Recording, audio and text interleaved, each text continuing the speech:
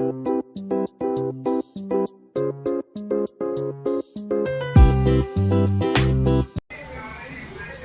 Kitchen मध्ये नमस्ते. मी बनवते भरलेली वांगी. तर इथे आहे ना 7 ते 8 वांगी घेतलेले, स्वच्छ धुतलेले, अर्धा किलो वांगी आहेत आणि ह्याच्यामध्ये आहे ना कट केलेले आहे. 1 चमचा मीठ टाकायचा पाण्यामध्ये, म्हणजे वांगी काली नाही परत. शेंगदाण्याचा कूट घेतलेला आहे 2 चमचा. लसूण इथं टेचलेली घेतलेली आहे 1 चमचा. कांद्या खोबऱ्याचा मसाला आहे इथे 1 चमचा आणि काला मसाला 1 चमचा. धना पावडर अर्धी चमचा, बडीशेप पावडर अर्धी चमचा आणि घाटी मसाला 1 चमचा, 2 चमचा घाटी मसाला.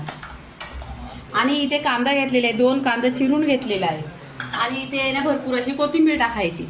ह्याच्यामध्ये 1 चमचा तेल टाकलेला आहे आणि छान असं मिक्स करायचं. 1 चमचा गरम मसाला, चवीनुसार मीठ आणि इथे लिंबाची फोड छान अशी पिळून घ्यायचं. तिखट आंबट असा टेस्ट आला पाहिजे.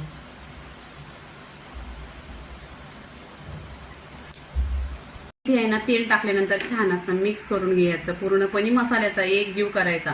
खूप टेस्टी होते असं केल्याने. आता इथे आहे ना आपण वांग्यामध्ये भरून घ्यायचं पूर्णपणे.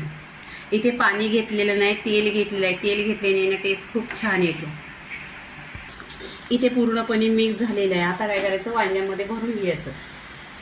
असं वांग्याला कट करायचं आणि कट करताना बघायचं त्याच्यामध्ये आली वगैरे आहे का. पूर्णपणे असं दाबून भरायचं वांग्यामध्ये.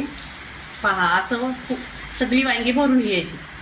इथं छान अशी भरून घेतलेली आहेत. पहा तेल गरम केलेला आहे, छान असा गरम केलेला आहे. तुमच्या घरात कढई असली तर कढई घ्या आणि तवा असा तर तवा घ्या. छान असा गरम झालेला आहे तेल. आता इथे वांगी तेलामध्ये टाकायची आणि त्यातला मसाला निघाला नाही पाहिजे.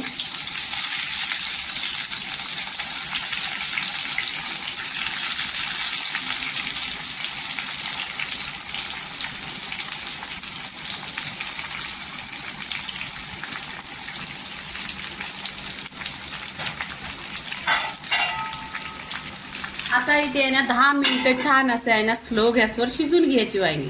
10 ते 15 मिनिटं झालेली आहेत. पहा छान अशी वांगी शिजलेली आहे. आता इथे राहिलेला मसाला आहे तो याच्यामध्ये मिक्स करायचं. इथे कढईला पहा वांगी लागलेली नाही.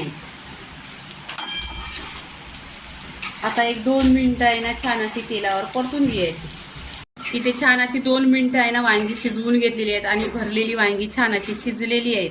पहा मी तुम्हाला दाखवते. इथे पूर्णपणे अशी वांगी शिजलेली आहेत.